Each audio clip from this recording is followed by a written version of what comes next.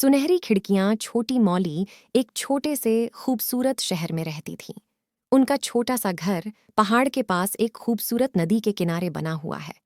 वह अपने माता पिता की इकलौती बेटी थी। हालांकि वे बहुत अमीर नहीं थे, फिर भी वे खुशी से रहते थे। उसका घर बड़े बड़े पेड़ों और खूबसूरत पौधों से घिरा हुआ था। ये एक बिस्तर वाला घर था जो लकड़ियों से बना था। मौली को अपना घर कुछ खास पसंद नहीं आया।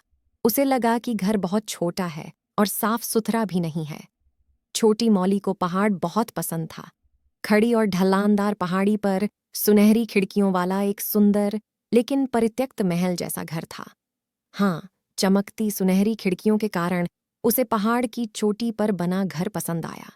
खिड़कियां इतनी खूबसूरती से चमक रही थीं कि छोटी मौली पूरी तरह से मंत्रमुग्ध हो गई थी। वह चमचमाती सुनहरी खिड़कियों की दीवानी हो गई और उसे अपने घर से और अधिक नफरत होने लगी। हालांकि छोटी मौली बहुत प्यारी थी और वह अपने परिवार के संघर्षों को समझती थी, इसलिए उसने चुपचाप सब स्वीकार कर लिया।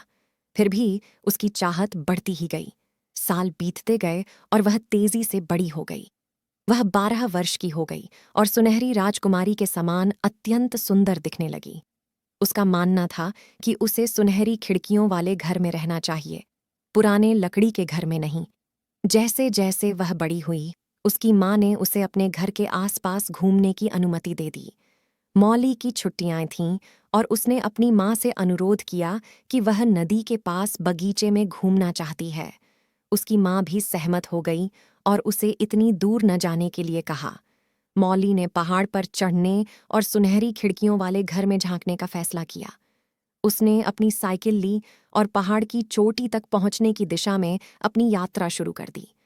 उसे पहाड़ में परित्यक्त घर की ओर एक संकरी सड़क मिली। कितने संघर्षों के बाद वह पहाड़ की चोटी तक पहुंची।